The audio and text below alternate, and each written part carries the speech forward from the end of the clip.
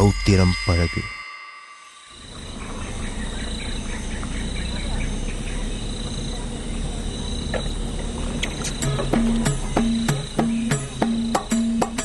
வற்றாத நதிகள் எல்லாம் வறட்சியாகி வேளாண் இல்லாமல் போனது. வற்றாத நதிகள் எல்லாம் வறட்சியாகி வேளாண் இல்லாமல் போனது. வற்றாத நதிகள் எல்லாம் வறட்சியாகி வேளாண் இல்லாமல் போனது. வற்றாத நதிகள் எல்லாம் வறட்சியாகி வேளாண் இல்லாமல் போனது.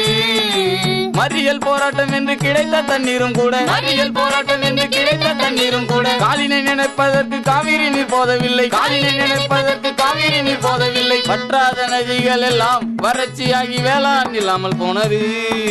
வற்றாத நதிகள் எல்லாம் வறட்சியாகி வேளாண் இல்லாமல் போனது. கரையை உடைத்து புரண்ட காவேரி தண்ணீர் வளனே இல்ல. கரையை உடைத்து புரண்ட காவேரி தண்ணீர் வளனே இல்ல. பள்ளத்தில் தேங்கிய நீரில் பயிர் செய்ய முடியுமா? பள்ளத்தில் தேங்கிய நீரில் பயிர் செய்ய முடியுமா? வைத்து கெடுத்தது பொழியாமல் கெடுக்குது. வைத்து கெடுத்தது பொழியாமல் கெடுக்குது. வற்றாத நதிகள் எல்லாம் வறட்சியாகி வேளாண் இல்லாமல் போனது. வற்றாத நதிகள் எல்லாம் வறட்சியாகி வேளாண் இல்லாமல் போனது.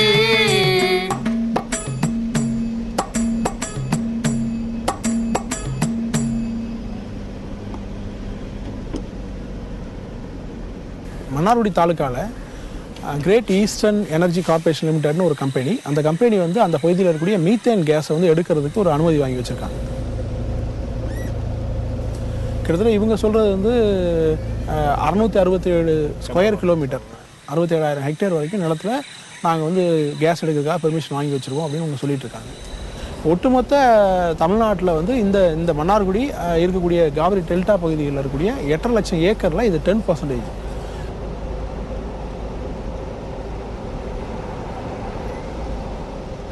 ஒரு 80லேருந்து 80 ஏக்கர் இல்லை 100 ஏக்கருக்கு ஒரு போர்ஹோல் போட போகிறேன் அப்படின்னு சொல்கிறாங்க. ஆனால் அது அதிகமாக நிறைய வாய்ப்பு இருக்குது. இதில் வந்து அந்த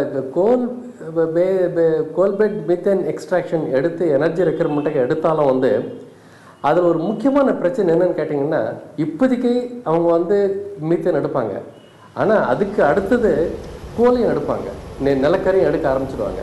ஃபஸ்ட்டு லெவலில் வந்து மீத்தேன் எடுத்துகிட்டு அதுக்கப்புறம் கோல் எடுக்கிறன்னும் போது என்டையர் டெல்டா வந்து பாழாக போயிடும்.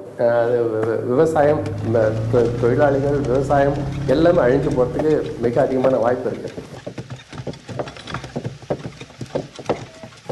அதோட வேற ஒரு கால்குலேஷன் நம்பர்ஸில் கால்குலேட் பண்ணி பார்த்தோம்னா இது வந்து கிட்டத்தட்ட 45 லட்சம் மக்கள் வந்து அந்த பகுதியில் வந்து விவசாயத்தை மட்டுமே நம்பியிருக்கிறாங்க.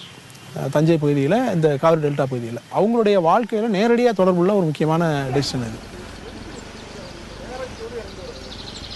இப்படி மீத்தேன் வாயு சம்மந்தமாக ஷூட்டுக்காக திருவாரூர் போயிருக்கும்போது நரசிங்கம்பேட்டை பகுதியிலேருந்து ஒரு ஃபோன் வந்தது. இந்த இடத்துல வந்து மீத்தேன் வாயு எடுக்கிறத எதிர்த்து மக்கள் வந்து போராடுறாங்க, நீங்கள் உடனே வந்து படம் பிடிச்சா நல்லாயிருக்கும் அப்படின்னு சொன்னாங்க. போய் பார்த்தா கிராம மக்கள் முழுசாகவே அந்த இடத்துல தான் ஒரு பகுதியில் உட்காந்துருந்தாங்க. அது எந்த இடம்னா, மீத்தேன் வாயு எடுக்கிறதுக்காக ஒரு 3-4 ஏக்கர் எடுத்து அதில் வந்து போர்வெல் போட்டுட்ருக்காங்க, ஆழ்துளை கிணறுகள். இது வரைக்கும் வந்து அந்த இடத்துல என்ன நடக்குதுன்னே அந்த ஊர் மக்களுக்கே தெரில. என்ன நடக்குது, என்ன பண்ணுறாங்க, ஒரு திரைமறைவில் நடக்கிற மாதிரி தான் அந்த இடத்துல பண்ணிகிட்டு இருந்தாங்க. இது ஏதோ தெரிஞ்சு அந்த ஊர் மக்கள்லாம் இந்த திட்டம் வந்தால் நமக்கு வந்து பெரிய பாதிப்பு வரும் அப்படின்னு சொல்லிட்டு அதை எதிர்த்து போராடினாங்க. நாங்கள் தினைக்கும் வேலைக்கு போயிட்டு அந்நடம் வந்து சமைச்சு சாப்பிட்டுட்டு நாங்கள் இருக்கோம். இங்கே இது மாதிரி நடக்குதுன்னு யாருக்குமே தெரியாது. இப்போ வந்து அதை தடுத்தா எதுவும் செய்யாதீங்க, கேஸாக போயிடுங்கிறாங்க. எங்கள் ஊரில் ஒரு வேலி கட்டவும், ஒரு லெட்டின் பாத்ரூம் கட்டவும், ஒரு ரிஜிஸ்டர் பண்ணவுமே எங்களுக்கு 1000 திட்டம் போடுறாங்க. ஒரு கரண்ட் இழுக்கிறதுக்கு கூட எங்களை அவ்வளவு இது பண்ணி அங்கே போங்க இங்கே போங்கன்னு சொல்கிறாங்க. ஆனால் இவ்வளவு பெரிய சதி நடந்திருக்கு. ஆனால் இதை வந்து எதுவுமே பெருசாக கண்டுக்கலை. இன்னைக்கு வந்து ஒவ்வொன்றும் சொல்லவும் தான் எங்களுக்கு வந்து தெரியுது.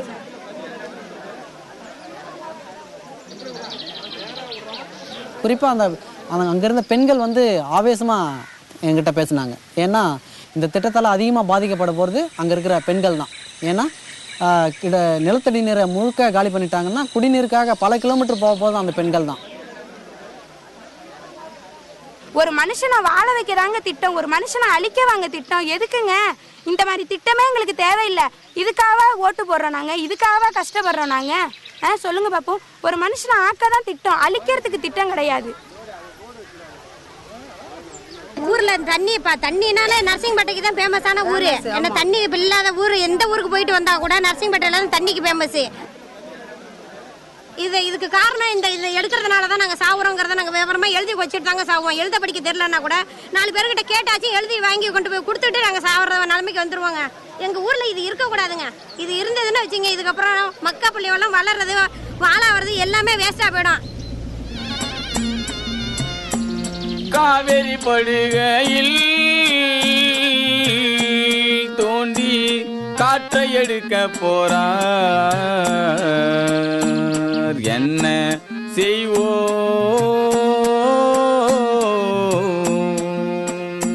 காவேரி படுகையில்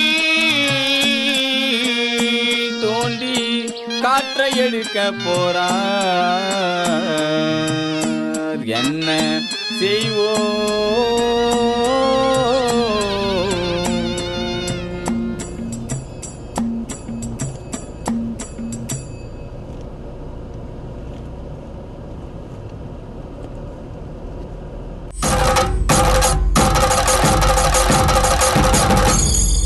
ரௌத்திரம் பழகு.